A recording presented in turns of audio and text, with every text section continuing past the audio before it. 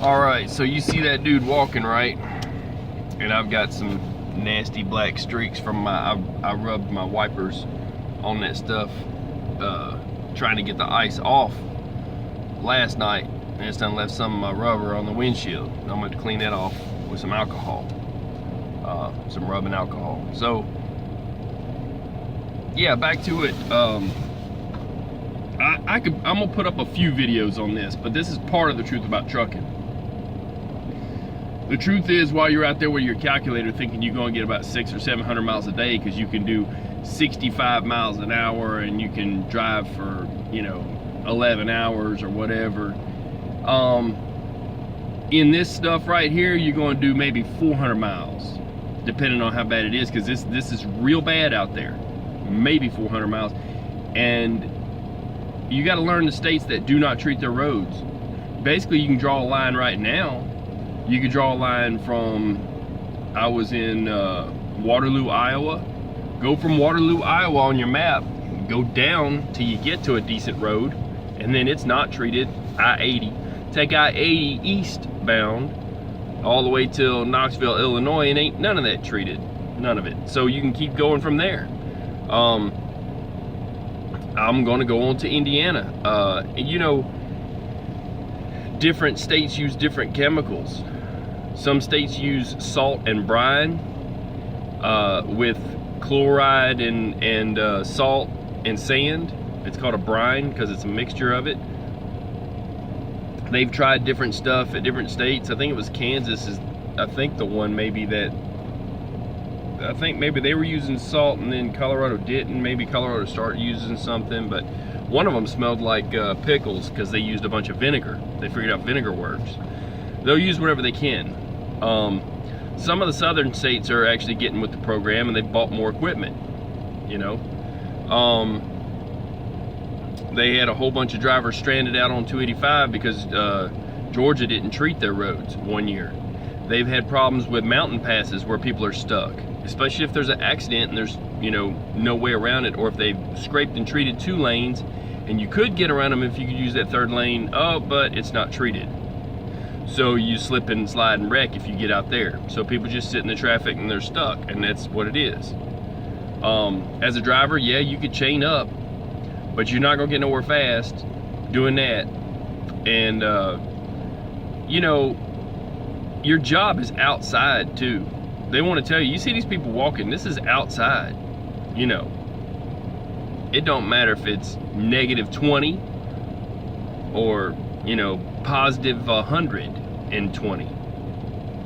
Your job is outside. So they're going to tell you, oh, you're going to be in a comfortable truck and you're going to be riding, let me tell you something, people. You're going to be bumping docks. Start your day out. Starting your day out, pre-trip. You already know that. But you think you're going to pre-trip and get in the truck and drive all day. No, no, no. You got to stop at fuel. Then you got to stop and use the restroom. Then you got to stop for the scale house. And then you got to stop for, there's a traffic backup and you make an extra stop because you don't want to sit in traffic, so you stop off there.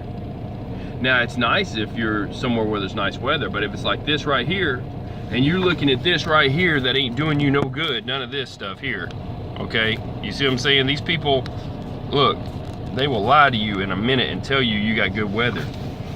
And I'm telling you, it's not like that, okay? Not like that at all. So, and after everything I did to delete because I ran out of memory, now my battery's dead, so let me plug this up, but that will help. That should help. Let's see what happens here. So, there we go. So, so yeah, there's a lot of pitfalls to trucking, but I'm gonna do a video series on the truth about trucking. You'll have a blown tire, that's where you're at, okay? You'll have a brake chamber go out, that's where you're at. And you gotta get out and tell the mechanic about it. You gotta walk way from that shop right there, way over to the truck stop, because you can't drive your truck because it's got a flat. There's gonna be a lot of things that are gonna mess you up. And you need to know that the truth about trucking is 50% of the time or more. And if you're flatbedding, it's even more because you got to tarp that load and strap it down and everything. Then you got to do the same in the inverse you know, in reverse, when you get to the delivery, untarp it and everything else. So, and you might say, well, I'm not doing any of that, I'm running a tanker. Okay, and then you got to get out and pull them hoses and hook that up. That's even more outside, because you're doing 2 or 3 drops. You're doing even more outside than a flatbed. You're just not throwing a tarp and straps. So I'm just being honest with you, people. These companies will lie to you. Know what you're getting into, and this is physical work. This is not just I'm going to ride around for however many years and they're going to pay me to do it. Yeah, I show the highlights of some nice things.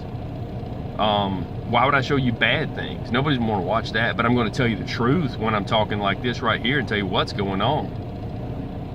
So you're going to average about 400 miles a day if you're lucky, if there's not a backup because somebody was flying to work and slipped and slided in this mess.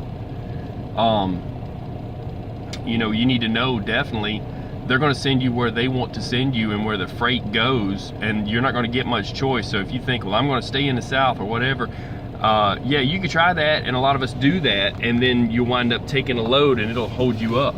That's another thing. I get held up for 13 hours. Not to make this a rant, but I just about could do a rant, but I'm just telling you the truth right now for you. I've been doing this for years. I know better. I should have never took that live load, live unload mess, but 13 hours, and then you got to shut down and sleep because, oh, you're done now, driver. Yeah, I'm pretty well done. Pretty well wore out after all that mess. So you got to shut down and sleep, and you've been up for a while and they don't care. You know, move it over here, move it over there, move it everywhere. You kind of mess sometimes at docks. You think you're in a dock. Oh, we need you to move down to that dock. Oh, well, some of it comes off here, some of it goes down there, or, you know, the rest of it unloads across town, and that went on your paperwork. Oh, they'll make sure they pay you for it. A lot of wasted time, a lot of hassle. Be about it, be ready for it, be with it when it happens. I'm gonna let this go at that. I could do this all day. I could tell you about stuff all day long. I'm gonna get a compiled list of a few more points I wanna make, but they will hold you up at the dock and they'll say, oh, we paid detention time. That detention time is nothing compared to the money that you're supposed to be making running per mile. That's some of the truth about trucking, okay? That's part of the reason why they're gonna do a trucking shutdown on the 12th. So, April 12th. Yeah, watch my video on that if you hadn't already. And I got a guy I'm going to talk to and do an interview with. I got another card for that phone. For that camera, sorry, and that way I can be on the phone. So I'll tell you, people, there's a lot of pitfalls, and I mean, maybe I should just make it the pitfalls of trucking. I don't know what I'm gonna call this. The Truth About Trucking Part 2, because the other one got cut off, and I'm gonna tell you that there's more coming, and I'll make a playlist of some sort.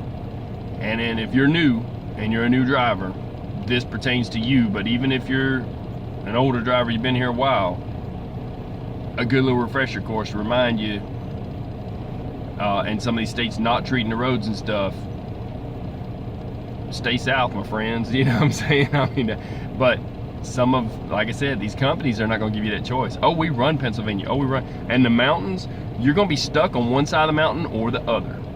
That's it. That's all. So keep that in mind. And like I said, there's companies out here that will tell you on the computer, you must shut down now. You know, oh, well, they've got a guaranteed whatever a week. Yeah, but you could have made that much more, and that's what they want to stick you at. You see what I'm saying? So there's a lot to this, and there's a lot you're not being told as a driver. So just know that I'm going to bring you some truth, but there's a lot more truth to be known. And, you know, if you're an owner-operator, you got a lot more choice of what you do, but it's even difficult for us. I'm telling you, it's difficult. And you're not going to make, you know, 650, 700 miles a day all the time like they're going to tell you. So I'll go through some more, you know, maybe I'll make it pitfalls of trucking. There's a lot to this. I can't put it all in one video. I'm gonna let it go like that. Y'all stay safe, and you see there's a reason for that truck right there, and even him scraping this lot is still slick, because they don't, that's not a salt truck. You know, All it is a snowplow mounted to the front of a pickup truck. And he's doing the best he can, but he's not getting all the way down the pavement. You know. But you see the setup he's got. And they have, by the way, they have to turn off the headlights. And they put headlights up above to see over the blade. So, good little setup, but it's not perfect. Nothing in trucking is. Y'all stay safe. I'm gonna get off this thing. This will be that little part 2, and I got more coming to you. I'm out. Peace.